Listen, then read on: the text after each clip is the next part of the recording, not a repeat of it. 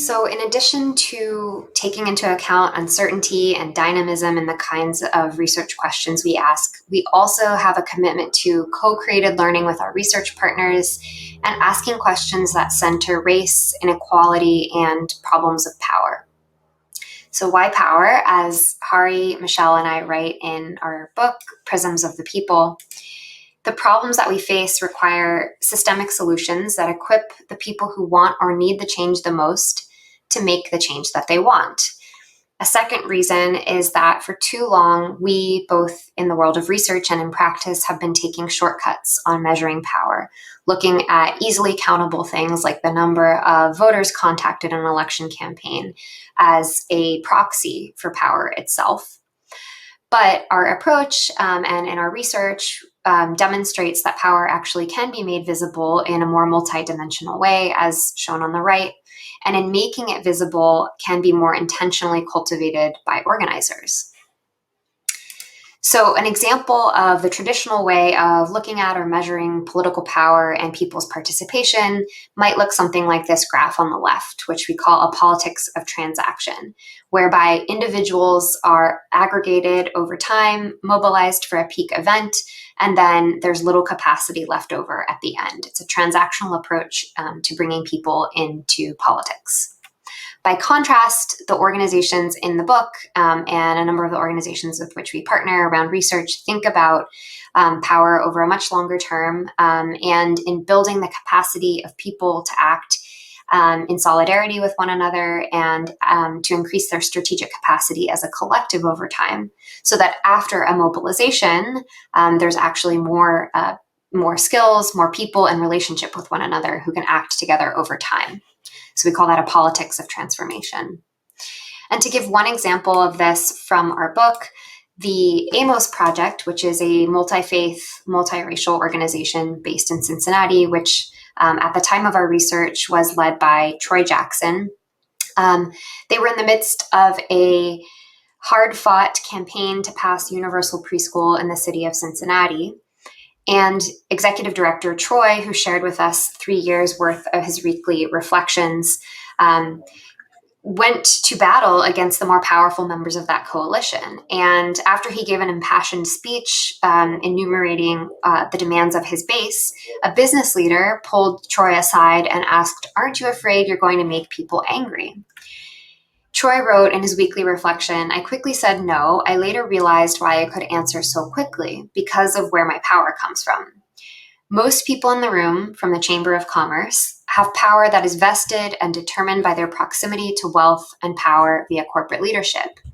They have to make certain trade-offs with their source of power, which means that they have to be careful what they say and how they say it, lest someone get upset with them and upset their career and livelihood. With organizing, our power does not come from networking or proximity and access to people of wealth and influence. It comes from a base to whom we are accountable." With organizing, our power does not come from networking or proximity and access to people of wealth and influence.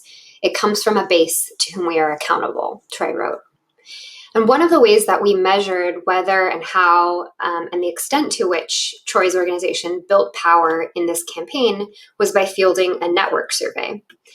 So the graph on the left is an example of what the coalition that fought for universal preschool in Cincinnati looked like prior to the campaign. And in this case, each node represents a member of the coalition in 2013. The color represents the organization with which that node was affiliated. So dark blue stands for CPS, or Cincinnati Public Schools. The red nodes represent the business community, and so forth. The arrow is pointing to Troy himself, who in this particular set of data was on the outskirts of the network. The ties here represent whether or not the respondents indicated negotiating conflict with other members of the network. So anytime there's a tie between two nodes, it indicates that those two nodes, those two people, responded saying that they had negotiated conflict with another member of the network.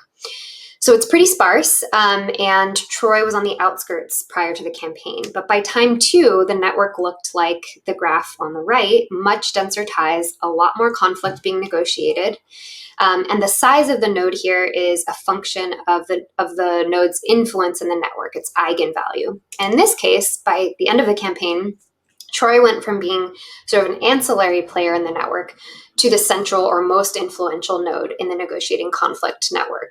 And this is what his weekly reflection, really described, which is going to battle with other members of the coalition to represent his base's interest. The last consideration that we at P3 really value is building in learning loops with all of our research partners. So sometimes we talk about this as embedding with organizations, and building enough trust with them that they're willing to do things like hand over years worth of their weekly reflections or their internal organizing data. And to just give one example of this is what data from one of our longstanding partner organizations, Isaiah in Minnesota, shared with us. It's a screen grab that shows the executive director, Doran's, list of all of the events that their organizational database had tagged her with. So the column in the middle is the name of the event, her role at the event, the date of the event, and so forth. And so by allowing us inside this organizing black box, we were able to create some visualizations and analyses about trajectories that organizational volunteers, organizational staff, leaders, members, and allies went through in the course of their involvement with Isaiah. So what you're looking at right now is a Sankey chart, which shows the flow of event attendance over time. So each vertical line is a different event. Starting with the blue, these are coded as organizing events. So spaces where Isaiah was building relationships, equipping leaders, training them, building skills, conducting strategy meetings, political analyses, and so forth. And then the red flows represent mobilization events. So things like voter contact, or an action, a direct action. And what this allowed us to observe is that key leaders in Isaiah's database were processing through the organization through many of these kind of deep organizing events, so the blue flows.